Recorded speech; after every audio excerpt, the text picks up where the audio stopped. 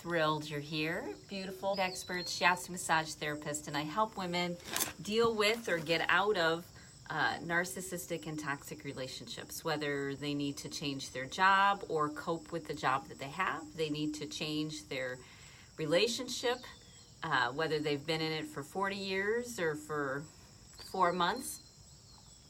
I help them work on the issues that keep them stuck, whether they're healing from a relationship, try to figure out whether or how to have a good relationship again after narcissists, or possibly when you're going through divorce and you're having a tough time dealing with the narcissist drama that they bring to the table when you're just trying to finally get some peace in your life.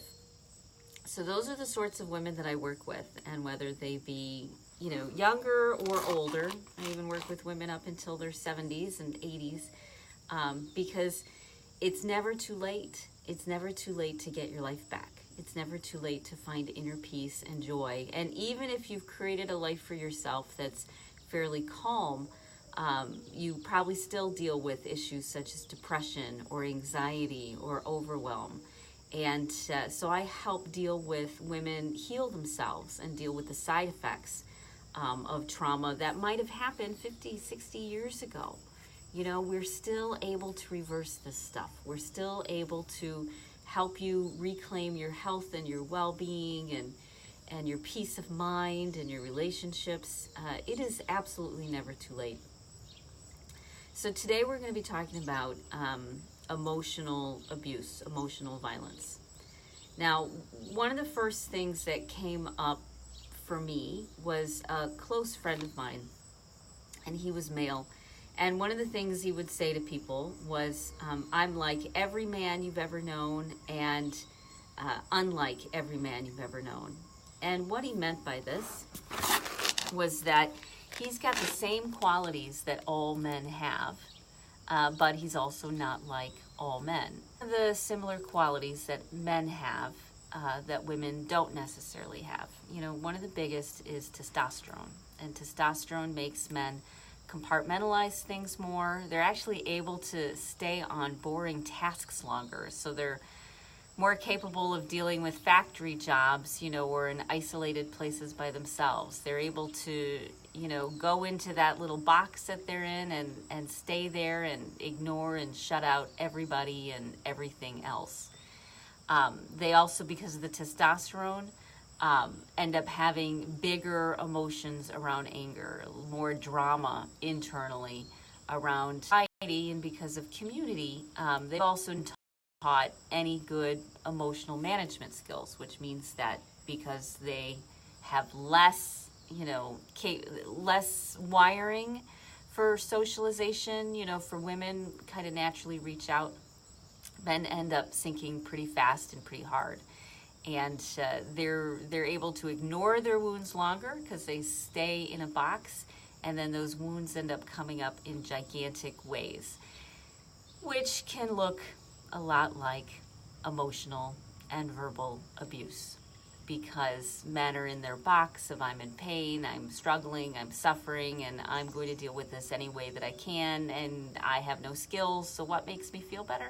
Makes me feel better to minimize and belittle and mess with your head, because I was able to control or dominate a situation, and so my emotions are able to kind of level down, and once again I'm a balanced guy.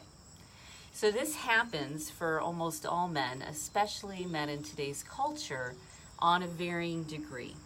And what's the difference between a normal guy, wiring or conversation or way of looking at the world or issues that they deal with, and a narcissist? And keep in mind, many times when women become narcissists, for one of the big reasons they do is because trauma in many ways acts similarly on the brain and body as testosterone does. Trauma makes you compartmentalize. Trauma breaks you up into all these different parts and pieces, and you get hijacked by the one moment. You can't think past the one moment. So, for a long time, I had similar qualities or character traits as many men did. And it's one of the reasons I got along well with men, was because I thought in that linear, inflexible sort of way that testosterone can make people do. And there's even tons of great studies about when women have taken testosterone, how their moods and their personality and their rigidity and all of that have changed. So, trauma can turn women into, having some of the sensitive, sort of self-absorbed, qualities that testosterone can give people. But there is a bonus. There is a happy light. As men get older, their testosterone and estrogen ratio start to balance out a little bit. And you find that many men, when they get older, because testosterone doesn't have such a grip on them, because it doesn't control them so much, they start to see things in a bigger, broader way. So they become more altruistic. They spent maybe a lifetime thinking mainly about their own experiences and about their own internal world and their own emotions because they were so hijacked by it and didn't have any skills, and then suddenly they start to see a bigger world outside of them. So some relationships, even, like with my dad, when we were young, he had a lot of issues, and he couldn't see it because it was so strong. But as he's gotten older, he's in his 70s now, he has the ability to think outside the box. Oddly enough, he even reads romance novels online. He's interested in that. He's finally interested in the dynamics of people and relationships. So some of what makes a male narcissist a narcissist is the hardwiring in their brain and their body because of the hormones that they have. And varying levels of testosterone cause them to respond in varying ways. And interestingly enough, in countries where women feel like they've got health care and some security, they tend to be drawn or more attracted to men who have less testosterone, and they can tell by the facial features. The facial features kind of give off how much testosterone a man has. In countries or areas where women don't have good health care, where they are afraid for their lives, they are afraid of the lives of their children, they tend to choose men who are stronger, who have more testosterone, more of an ability to protect them in their minds, by being that strength and that toughness. So there's some, causality behind who we're attracted to too, depending upon how we feel, and who we are and what we need out of life as women, if we're feeling insecure or secure, and what we're attracted to. How many women need or 17 in order to get them out of their house and their abusive situation. So that happened a lot. So we're starting kind of with that foundation of, there are hormonal differences. And almost every man and woman, especially women if they've had trauma in their life, are capable of being very, very self-absorbed. Now, a narcissist, as they start to get further towards the self-absorption, towards the narcissism scale, let's say on the right, versus empaths can be, more on the left, more empathic and sensitive and compassionate, intuitive like you. The further they kind of go to the right towards the narcissism, the more likely they are to use manipulative and controlling sorts of behaviors because it makes them feel like they've got some power and they can't get outside of their own head, their own experience, so they really don't care what's happening to you. And so many times all bets are off. And this is how women who've, sort of limped along finally end up in a divorce, and then they find out that there's even dirtier and nastier sides to their narcissist because they were always able to manage it. And now their narcissist is under stress and they feel like they're losing everything, and so they're going to lash out in a big, controlling, awful way. So what are some of the ways that people react when they are self-absorbed and when they are in crisis? One of them is to make the other people around them feel crazy. Gaslighting is a big one for this. And it's where someone doesn't have the ability to acknowledge their own ownership or take responsibility for anything in a relationship. And because they can't handle that discomfort, it's somebody else's fault always, which if you're in relationship with them, it's usually your fault. And so gaslighting is a way to make people feel more insecure, make them feel crazy, make them feel off balance. It's a way to do that because it gives the narcissist a sense of feeling in control. It helps them dial back their overwhelm emotional crisis, existential crisis that they're having inside of them, and it makes them feel like they've got some power again. There's a crazy relationship between victimizers and victims. There's this powerful trauma bonding that happens, and many women had, let's say verbally abusive or physically abusive or difficult, who are watching me, fathers or parents in their life. And what happens is the relationship between a narcissist or a victimizer and a victim is strong because there's this whole, the victim is the only person who will tolerate the victimizer's behavior, and the victim's the only person the victimizer feels safe with. And hence we start talking about, aberrant behaviors like child, sexual abuse and things like that. It's this feeling of safety. And so narcissists, in order to try to feel safe, will try to make the people that they feel they've got some influence or power over feel insecure. And so they'll do whatever they can in order to put the other person off balance. Because if the other person is off balance, then they're controllable, they're manageable, they'll give the narcissist what they need, which is a sense of power and a sense of control, because they feel so out of control and so helpless in many situations almost all the time. Now, the key to some of this is when you personally take responsibility for your experience in the relationship, then you start setting boundaries and you start recognizing that a narcissist is trying to feel secure by making you feel insecure. And, when you feel insecure, you're just feeding into the process. You're actually making it worse. When you allow yourself to fall into that insecurity and to fall into that emotional trap to make the narcissist feel better, it doesn't benefit anybody. It doesn't benefit you. It doesn't benefit them. Only when you decide you're not going to feel insecure, you're not going to feel weak, that you're going to feel confident and strong and be kind of the shining light, you can navigate difficult situations of emotional and verbal abuse. So the same friend, who was like every man and like no man, also worked in a factory setting for a long time on the factory floor. And one of the games that the men would play with each other was the anger game. Someone would get angry and they'd come out spitting and swearing and yelling and knocking over garbage cans. And they would do things to try to rile up the people around them so that they weren't angry by themselves. So many times narcissists, when they're angry, they try to get the people around them angry too, so that they don't feel so vulnerable and insecure. Because when you're angry, there's a part of you that knows that worries you're going to get out of control. So there's a vulnerability. And so if you make other people angry, once again, you're in control. You've got the power. They would play games with purposely try to make each other mad in order to gain a sense of, aha, you got mad, which means I win and you lose. It's emotional, complete emotional sensitivity to the people that are around them. And it's unfortunately one of the side effects of testosterone and one of the side effects of trauma.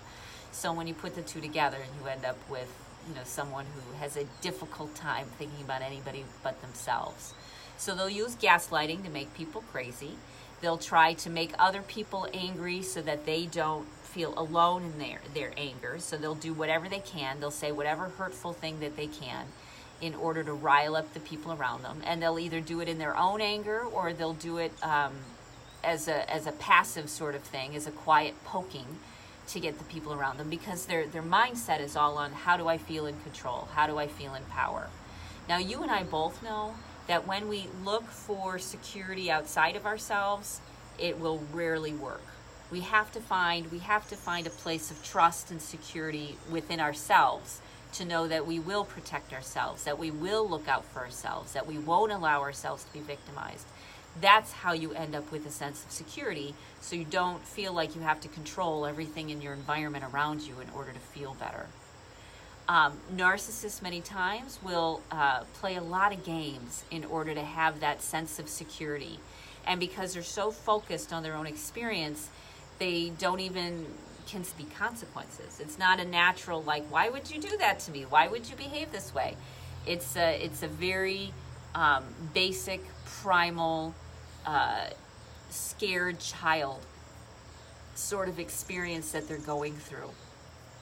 And because of that, because they're in such a vulnerable place, and you're with them in the vulnerable place, either because you're crying or angry too, or cowering or scared or whatever it may be, you're in this with them, you're in the middle of the fire with them, it makes them feel better. It's that positive feedback loop of, oh, this is something that makes me feel better, and then you end up with this weird trauma bonding relationship of, you're the only person that can make me feel better, and I'm going to abuse you because it's the only skill and tool that I have.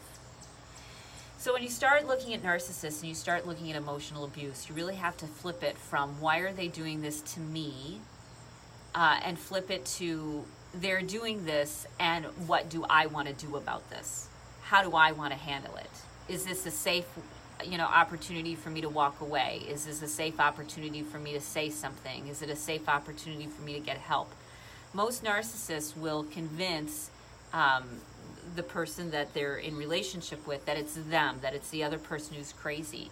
One of the positive side effects of this is then it means that the person who's the victim ends up reaching out for help because they think they're crazy, and the narcissist says, you're the one who's crazy, you're the one who needs therapy, you're the one who's overreacting. So it definitely is a positive side effect, because it makes you go, well, if it is, then I better get some help. And getting help and getting support is one of those key pillars to starting to dig your way out of this narcissist stuff, to dig your way out of the victim-victimizer relationship. The narcissist is going to be a narcissist no matter what, because their main focus is on how they feel and feeling in control. And unfortunately, if you're in a relationship with them, you are collateral damage. You aren't necessarily a real person to them all the time. You're an object that helps them feel better, that gives them a certain feeling. And because they're so absorbed with their own emotional experience, then they have no ability to see you other than an object when they're in that place. Doesn't mean they can do it, that they do it all the time. In fact, many narcissists, after they have some sort of controlling issue, there's some guilt that comes up when the emotion calms down, and that's how you get the love bombing and the abuse, and the love bombing, the abuse, because it's this whole roller coaster that a narcissist is going on between holding it in, letting it out, because they blow up, and then a little bit of guilt after the fact, and hoping that you'll forget about it, just move on because they've already moved on. So part of the emotional abuse that they'll give is complete invalidation of how you feel.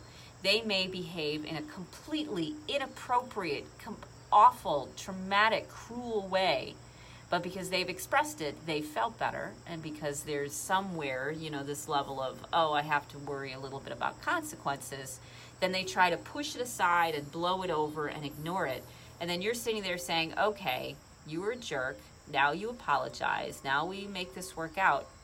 And many times you'll just get, surface, if that, because in their mind, they just want to get rid of the emotion and the experience. They've already moved on. They feel better. They punched somebody in the face and they feel better. And so why are you still upset, even though your nose is throbbing because you just got punched in the face?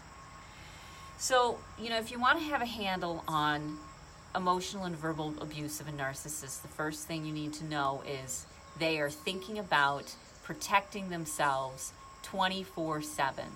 They're in such a level of deep insecurity and anxiety that they're always looking, even if it's just a habit, to protect themselves and to feel better. And the way they do that, and narcissists don't behave this way all the time. They only behave this way when they're triggered or falling into their own patterns or habits of needing to feel better. Let's say they had a bad day at work, so they need to come home and feel in control again. And you're the one who's there, and so they'll pick a fight with you in order to feel in control again. One of the things that narcissists will do is they will purposely say something hurtful or something awful so that you get mad, so mad that you'll go away and leave them alone because they don't want to have the conversation. They don't know why, they just know they don't want to have this conversation. And so they will purposely do things which are hurtful in order to get you to go away or get you to react. So when you're dealing with a narcissist and emotional and verbal abuse, you have to remember it's all about them. It has nothing, the only thing it has to do with you is the fact that you are there and you are someone who is safe enough to the narcissist that they can do it to, and that you allow it to happen to you. You stand there in the middle of the firestorm and allow it to happen. Now, some people say, well, shouldn't you stand there and take it so that they can get it out of their system, so that they can yell and get it out of their system? That's teaching people, if you really care about somebody, you don't necessarily want to teach them that behavior is okay. Because what it means is that they don't develop healthy relationship skills. If someone is only narcissistic in very specific situations and not the rest of the time, they've already forgotten their cruelty and their emotional abuse. It's already gone for them, and so they never really learn how to have their communication skills. And when you do nothing, when you simply allow someone to beat up on you without without protecting yourself. And protecting yourself doesn't mean lashing out. Protecting yourself means looking at the narcissist, realizing that they are unstable and out of control, and deciding for yourself, all right, do I want to stay? Am I in a stable enough place where I can allow them to move through this and support them through it without reacting and staying in a rational place? Or am I in a place where I'm getting triggered and I need to leave? If you're getting triggered, your emotions are very direct and love those. And if that means you need to leave, that means you need to leave. If you're in a good space and you feel calm and confident and centered, then you don't have to leave. You can allow it to just naturally unfold like it does. And then talk to the person and help and be like, hey, when this happens, this is how I react or respond. Some people, they want to learn, but they have things like borderline personality disorder or bipolar, and they struggle. And it's not that they're bad people, but they struggle. And when we can determine, which ones we're willing to help and which ones are not worth our time or energy because they've got way too much work to do, you start to take back that control. Your boundary is you deciding for yourself what you're willing to put up with and what you're not willing to put up with. So sometimes you stay and sometimes you go, and but it's all based on where you're at and what's going on with you. So emotional and verbal abuse is only abuse when you feel it's abuse, when you feel abused. And if you feel abused and you don't do something to protect yourself, whether it's taking an herb to help calm down your emotions or leaving the situation, calling a friend, or something to protect yourself, if you don't do something, you are betraying you. Because you're allowing your emotions to be severely negatively impacted by someone who's in the middle. But if you feel in a good space because you recognize that the person's going through something and you feel secure and confident, you have friends and support and those 5 pillars in place, then you're able to sit there and say, wow, that's got to be hard. You sound angry. What's going on with you? You're able to dig deeper into it and help this person through. But otherwise, they really need to do their rage with you. And you get to decide whether you put up with it or not. And you don't always have to. It's very interesting. When you start experimenting with things, you can kind of navigate your way through it and be like, oh, when this happens, I can do this, and this works out well. When that happens, if I use this script, it can work out well. So if you're kind of stuck in a relationship that you can't let go of, you can learn how to navigate it. And navigate it in a way that where you can come out relatively unscathed. Okay? So what's your homework assignment for today? Today, I would like you to, what would I like you to do? Something about emotional abuse. You know what? I would like you to read up on narcissism.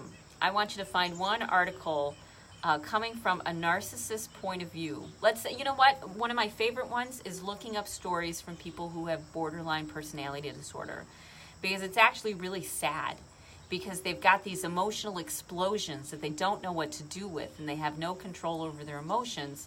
and it ruins most of the relationships that they ever have. And they end up pretty sad and angry because nobody wants anything to do with them because they're so sad and angry and abusive.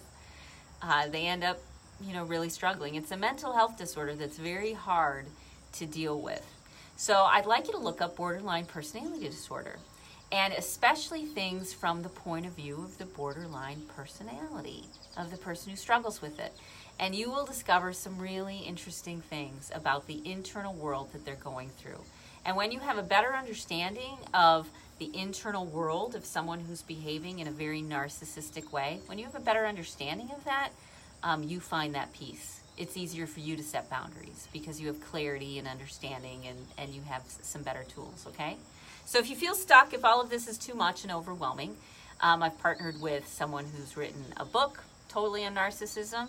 I do a small group coaching program on narcissism, or I do one-on-one coaching, and we start with a strategy call where we come up with a big game plan, a vision, an idea of where to go, where you're at, what you still need to work on around these 5 pillars of Asian medicine that help strengthen you and nourish you and get you to a place where you can really make good decisions.